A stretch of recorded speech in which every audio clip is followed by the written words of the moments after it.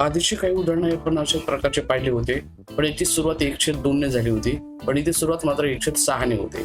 मग याच्यामध्ये काय करायचं, आधीच्या प्रकारासारखाच हा एक प्रश्न आहे. मग इथे बघायचं 6 कोणत्या दोन क्रमांकात संख्येचा गुणाकार 6 आहे, बेत्रिक 6 आपल्याला हे मिळाले. आणि नंतर पुढे बघायचं सिरीज आहे का, तर मग इकडे 112 आहे.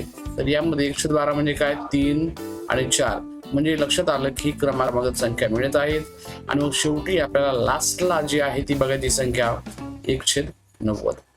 मग आता याच्यामध्ये बघायचं की 90 आहे, 90 होत आहेत. आणि मग या ठिकाणी आपण उत्तर काढताना पहिलं काय लिहिणार, आपण 1/2 घेणार आहे. का, आधीच्या उदाहरणामध्ये 1 घेतल्यावर इथं 1 × 2 म्हणजे 1च होत होता, म्हणून आपण इथे 1 घेतो.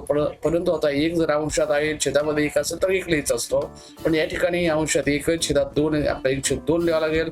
आणि शेवटचं पद बघायचं, अंशातला 1 घ्यायचा, तो अंशस्थानी मांडायचा.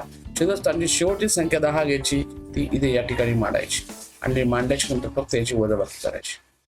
म्हणजे वजाबाकी केल्यावर या ठिकाणी आपला छेद समान करावा लागेल. म्हणजे इथे 10 आहे तर इथे सुद्धा 10 करावं लागेल. मग याला जर 5 ने गुणलं तर हा 10 छेद होईल. दोन्ही छेद समान झालं की इथे आपला 10 लिहिता येईल. परंतु नियम असा आहे की इथे जर तुम्ही बेपंचे 10 करतायत म्हणजे 5 ने गुणतायत, तर वरच्या अंशाला सुद्धा 5 नेच गुणलं पाहिजे. आणि मग 5 ने गुणल्यावर या ठिकाणी 5 × 1 = 5 होईल. आणि हा 10 दोघांचा छेद समान झाला म्हणजे या ठिकाणी 5 राहील. 5 मधला 1 काढून टाकला. 4/10 हे जे उत्तर आलं ऑप्शन मध्ये आहे का बघायचं. असेल तर पुन्हा या दोघाला भाग जातोय 2 ने.